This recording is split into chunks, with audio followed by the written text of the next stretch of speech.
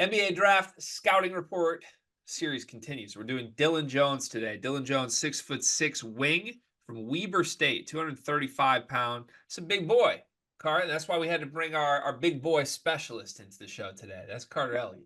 Hey, there is a good amount of Dillon Jones in my game, I must say. I'm so As I'm doing this, I literally just saw our pool guy take an L into the jacuzzi outside, and I can't just act like I didn't just see that. I think he's good. He's laughing it off. Like he fell in the jacuzzi? Yeah, he half of his leg fell into the jacuzzi. He's good though. We got he's good. We got the thumbs up. We're all right. He's good. I'm sorry. Yeah, but no, Dillon Jones. Honestly, for sure, one of my favorite prospects, just given like his size. And I always have a soft spot for smaller school, big body guys like Dillon Jones. So I mean, you can't argue with his production and his stats at Weber State. He was one of the most productive and I think dynamic players in the country. Yeah. He was always really fun to watch. I really believed in Weber State making a run at the end of the season once you get into like postseason play and conference tournaments and such, because I believed in Dillon Jones being an unstoppable force, one of the most productive players at the college level. The question is, will it translate to the NBA level? He was 36th on our big board, one spot ahead of Kashad Johnson, by the way, who Riley and Ralph did the breakdown for. You can watch that on the channel. But I find it interesting those guys are right next to each other because they're kind of similar positionally, similar size, similar stature. And it might kind of be like an audition against each other for a team that wants a bigger defensive-minded wing that can kind of do a lot of things offensively.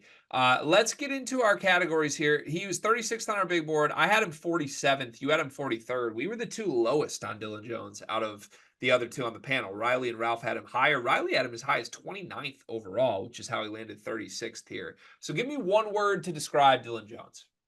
So my one word to describe him is I had his junkyard.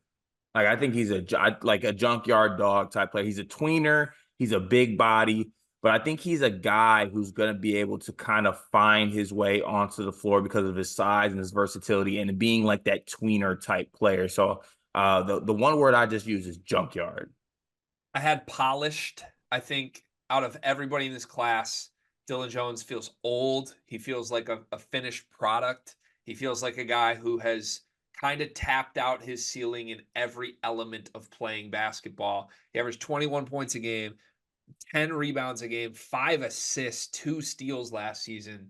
Like, is anybody else more polished than that across the board? It's just, is there any sort of next step, or is he already capped out? Floor or ceiling, what's he more likely to play to in the NBA? So I said floor originally, so I'm gonna stick with floor on this one, just because I think that he, like you just said, I think he's kind of tapped out. He's an older prospect, right? He's a tweener at his position. I just think he's kind of at where he's going to be. And I don't think there is another level for him to reach. Therefore, I didn't think there was like a ceiling necessarily for him to reach. I went floor. It's kind of what I just said. Like, I think he already reached his ceiling, and it was being one of the best players in college basketball. I think that's probably just what he's going to be, which I think means it's his floor in the NBA. Like, doing everything he did in college is not possible for him in the NBA to me. He's going to have to play a role. And I'm a little skeptical, like a guy who had to do so much in college will be able to do that role in the NBA. What's the best team fit for Dillon Jones? This guy could get picked anywhere. He could sneak in the first round. He could be a second-round pick. So pretty much every team is on the board here. Where would you like to see him go? So I think that some team is going to grab him early in the second round and feel really good. I would love to see Dillon Jones go to a team that is a playoff team right now that can use the services of an older guy, like we stated, who can come in and be ready to contribute right away to winning basketball and does a lot of things. So I picked the Bucks as a fit for him, just playing him with that team. Like some of the good Bucks teams had like, the Jay Crowder type guy. Obviously they have guys like Bobby Portis who are more like front court, like dogs. I think they could use maybe more of some guy on the wing as well. And then also, the Weber State connection is there as well with Dame Lillard being on the Bucks. So that's another, I guess, bonus for if he could fit with that team as well. Yeah, I have a Dame Lillard shout coming later in one of our categories here. I said the Grizzlies. Doesn't he just feel like a through and through Memphis player? Like, Yeah, like you sub in Dylan Brooks for Dylan Jones yeah, and just keep it moving. one of those tough guys. Also, I have a Dylan Brooks shout coming later as well. Okay. He's a prototypical Memphis guy to me. What does his peak year statistics look like numbers wise? So peak year statistics wise for me, I had his 10 points, 6 rebounds, 3 assists. Be a really good season, I feel like, if that happens. Yeah. I'm a little lower on that. I said 9 points, 5 rebounds, 1 assist. I don't think he's gonna be asked to have the ball in his hands a lot, is the big thing. So, Mm. I think the assist numbers drop a little bit. In 5 years, where is he? He could be All-NBA, All-Star starter, bench, G League, overseas, or a podcaster. I had him as bench. That's where I had him too. I think he'll stick. Like, it's not gonna be a thing where he's completely out of the league. He does too much. Yeah, it does too much. And, you know, having a guy that comes in at his age and his productivity, I think when I use the junkyard word with him, I think that speaks to where I think like him, even as a tweener, you can plug him into a lot of spots and play him. And a coach will feel good about throwing Dillon Jones onto the floor. Out of every player in this draft class, Dillon Jones is the most likely to what? I said the most likely to dominate summer league.